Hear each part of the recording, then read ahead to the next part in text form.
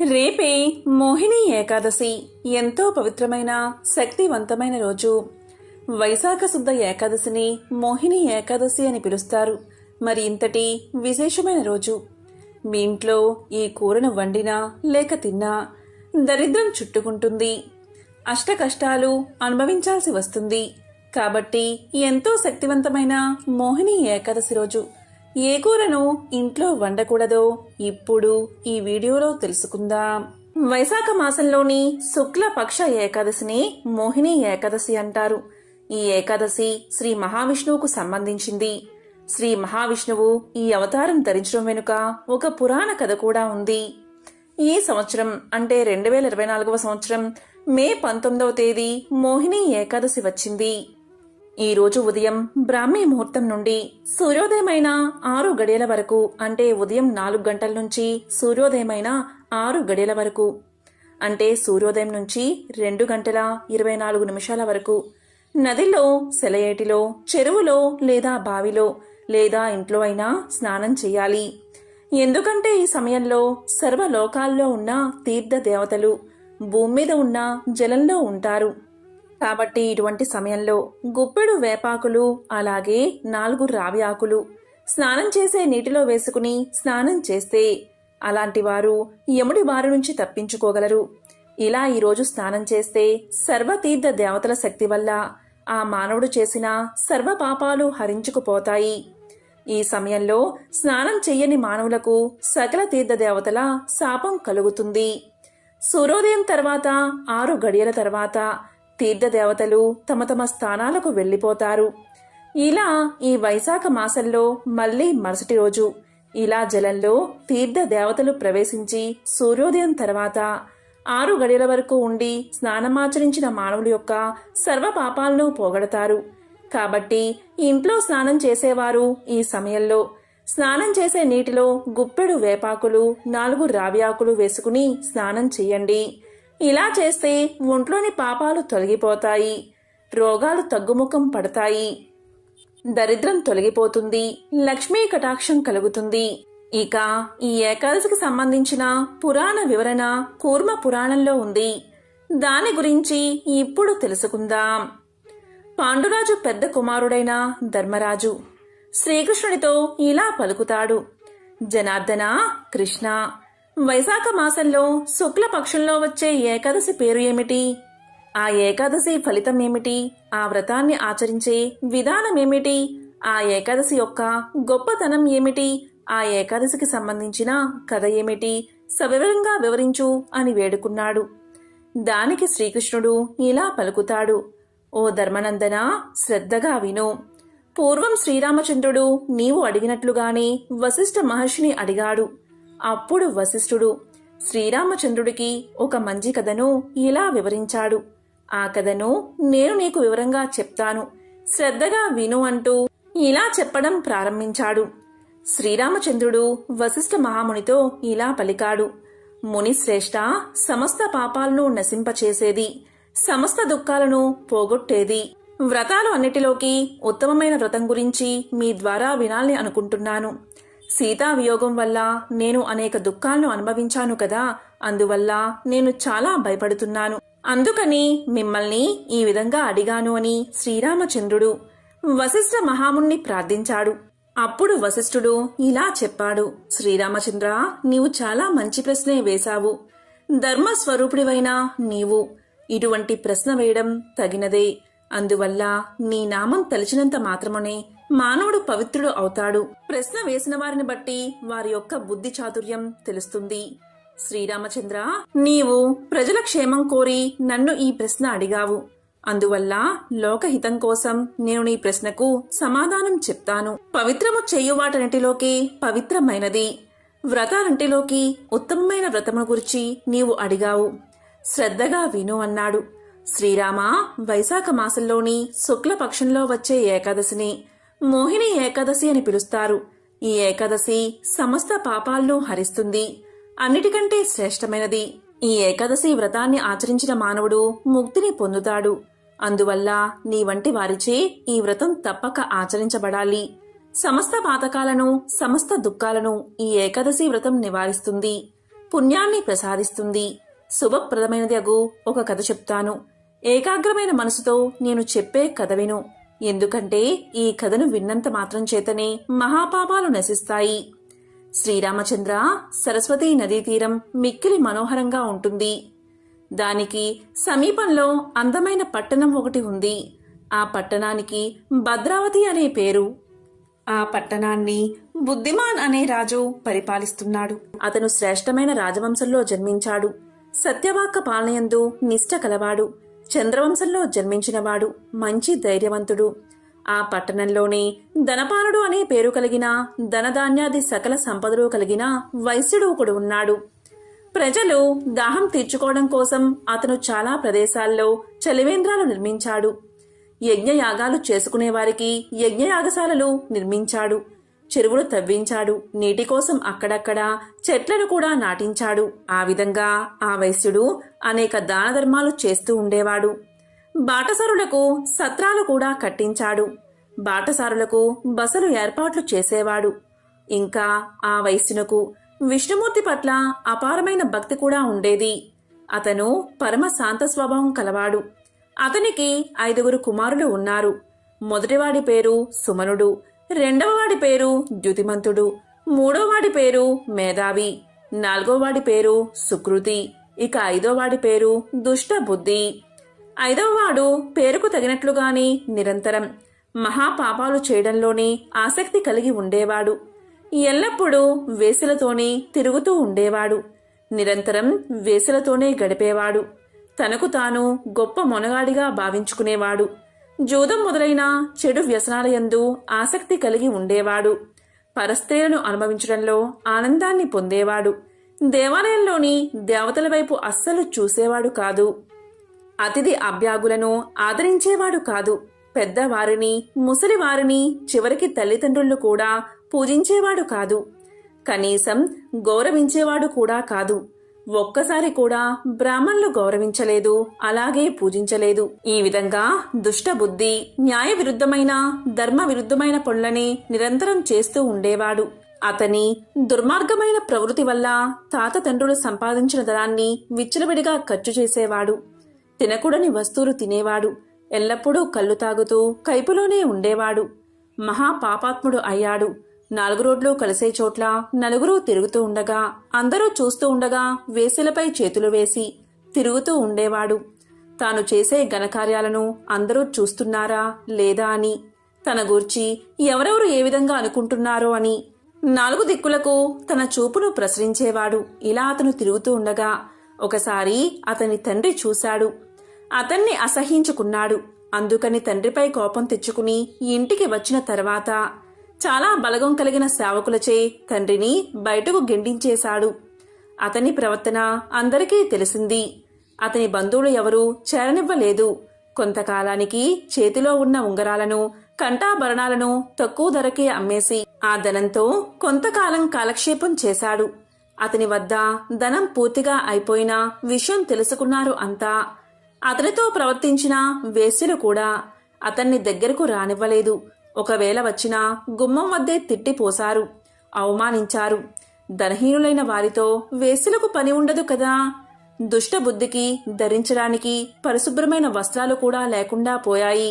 అందువల్ల అలా పూర్తిగా మాసిపోయిన, చిరిగిపోయిన బట్టలే కట్టుకుని తిరుగుతూ ఉండేవాడు. తినడానికి సరైన తిండి కూడా దొరికేది కాదు. దానితో ఆకలి బాధతో ఏడ్చేవాడు. ఎంతో బాధపడుతూ, అయ్యో ఇప్పుడు నేనేం చెయ్యాలి, ఎక్కడికి వెళ్ళాలి, ఇక మీదట నా జీవితం ఎలా గడుస్తుంది అని ఆలోచించసాగాడు. అతనికి ఏ పని చేతకాదు. చివరకు దొంగతనం చేయడం ప్రారంభించాడు. దొంగతనం చేయడం మొదటిసారి అవడం వల్ల మొదటి రోజున రాజభటులకు దొరికిపోయాడు. భటులు అతన్ని పట్టుకున్నారు. కాని అతని తండ్రి ధార్మికుడు, గౌరవనీయుడు అవడం వల్ల అతని ముఖం చూసి కొద్ది శిక్ష మాత్రమే వేసి మొదటి తప్పుగా గుర్తించి క్షమించి వదిలిపెట్టారు. దుష్టబుద్ధికి ఏ పని చేతకాకపోవడం వల్ల చేసేది లేక మళ్లీ రెండవసారి కూడా దొంగతనం చేశాడు. వెంటనే దొరికిపోయాడు. భటులు ఈసారి పూర్వం కంటే కొంచెం కఠినంగా శిక్షించారు. తరువాత విడిచిపెడుతూ గట్టిగా మందలించి హెచ్చరించారు. ఇకపై దొంగతనం చేయనని మాట ఇచ్చాడు దుష్టబుద్ధి. అయినప్పటికీ కొన్ని రోజులు గడిచిన తర్వాత జీవితం సాగే మార్గం లభించినందువల్ల మరలా దొంగతనం చేస్తూ భటులకు దొరికిపోయాడు. ఎన్నిసార్లు మందలించినా హెచ్చరించినా అతను తన బుద్ధిని మార్చుకోలేకపోయాడు. తాను చేసే దురాచారాలను విడిచిపెట్టలేకపోయాడు. చివరికి భటులు కూడా విసిగిపోయారు. అతనికి బేడీలు వేసి బంధించారు, కారాగారంలో బంధించి ఉంచారు, కొరడాలతో కొట్టారు, అనేక విధాలైన జైలు శిక్షలను అనుభవించేలా చేశారు. చిట్ట చివరకు రాజు వద్దకు తీసుకెళ్లారు.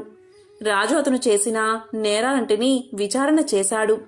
అప్పుడు రాజు దుష్టబుద్ధితో ఇలా పలికాడు: బుద్ధిహీనుడా, నీ వంటి వాడిని రాజ్యంలో ఉండనివ్వకూడదు.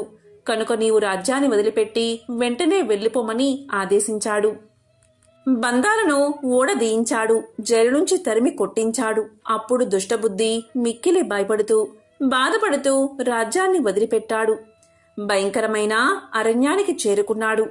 ఆకలి దప్పికలకు మిక్కిలి బాధపడుతూ నీటి కోసం, ఆహారం కోసం అరణ్యంలో అటూ ఇటూ పరిగెత్తాడు.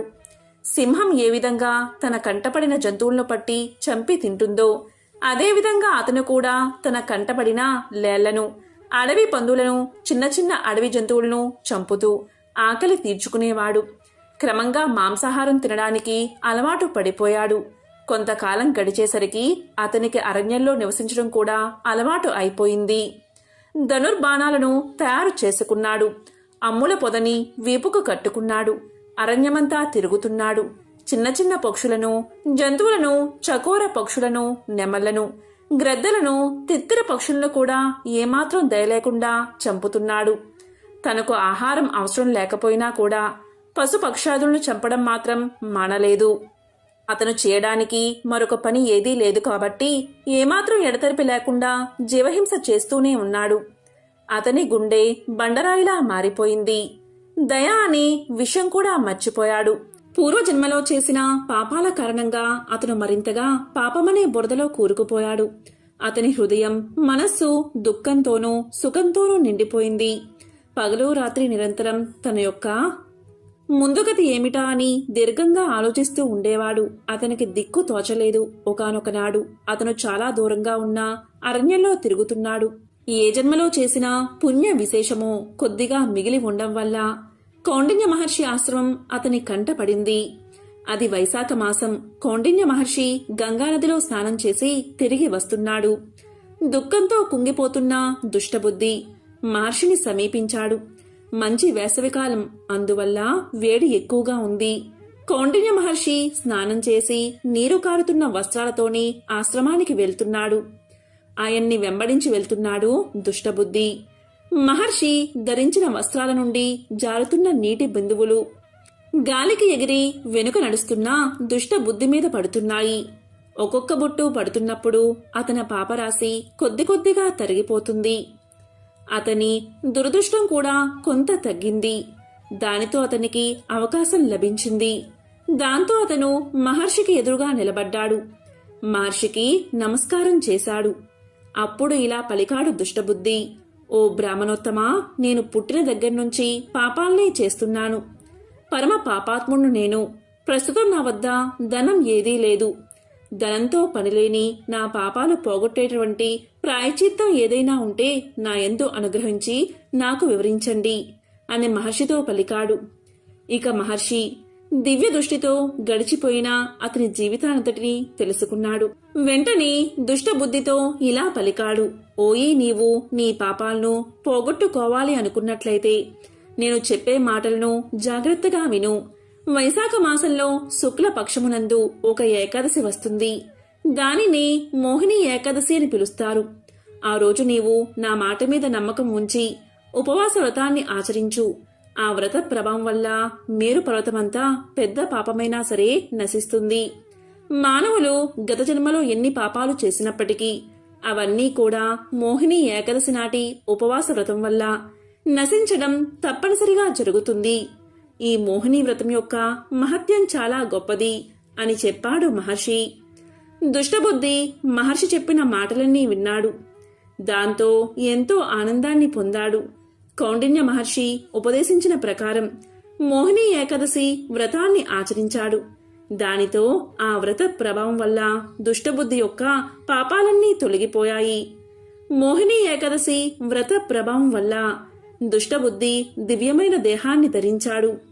గరుడ విమానం ఎక్కాడు. ఏ బాధలు లేనటువంటి వైకుంఠాన్ని చేరుకున్నాడు. కాబట్టి శ్రీరామచంద్ర, మోహిని ఏకాదశి మహిమ తెలిసింది కదా. అజ్ఞానం అనే మోహాన్ని నశింపచేస్తుంది ఈ మోహిని ఏకాదశి వ్రతం.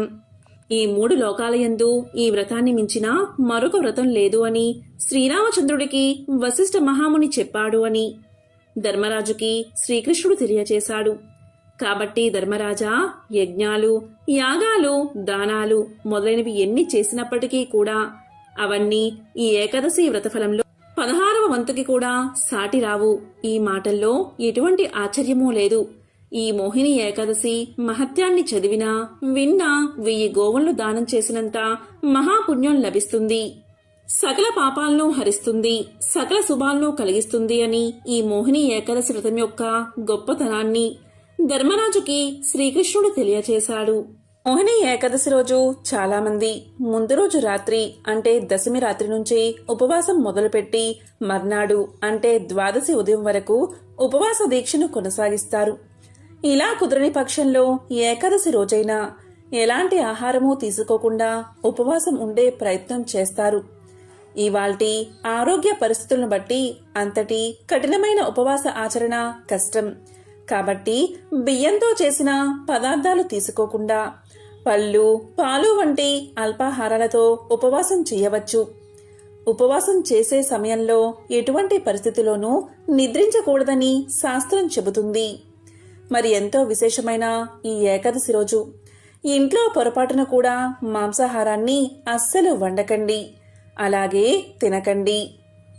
ఈరోజు ఉపవాసం చేసేందుకు ఆరోగ్యం సహకరించని వారు కనీసం తలకు స్నానం చేసి దీపారాధన చేసి శ్రీ మహావిష్ణువు యొక్క శ్లోకాలు చదువుకుంటే చాలా మంచిది. శ్రీ మహావిష్ణువు మోహినిగా మారి దేవతల కష్టాలు ఎలా తీర్చాడో మన కష్టాలు కూడా అలాగే తీర్చాలని, మనిషిలో ఉండే రాక్షస ప్రవృత్తిని చంపేసి సాత్వికతను వెలికి తీయాలని ఈ ఏకాదశి రోజు శ్రీ మహావిష్ణువును పూజిస్తారు. ఈ వ్రతాన్ని ఆచరిస్తే తీర్థయాత్రలకు వెళ్లి పేదలకు దానం చేయడంతో సమానం. మోహిని ఏకాదశి రోజున వ్రతాన్ని ఆచరించిన వ్యక్తి 1000 గోవులను దానం చేసినంత పుణ్య ఫలాన్ని పొందుతాడని, ఏకాదశి వ్రతం మోక్ష మార్గం వైపు నడిపిస్తుందని పండితులు చెబుతారు. కాబట్టి ఎంతో విశేషమైన మోహిని ఏకాదశి రోజు ఇటువంటి విధి విధానాలు పాటించి లక్ష్మీనారాయణల సంపూర్ణ అనుగ్రహాన్ని పొందండి. ఓం నమో నారాయణాయ. ఓం శ్రీ మహాలక్ష్మియే నమః. ఓం శ్రీ మాత్రే నమః.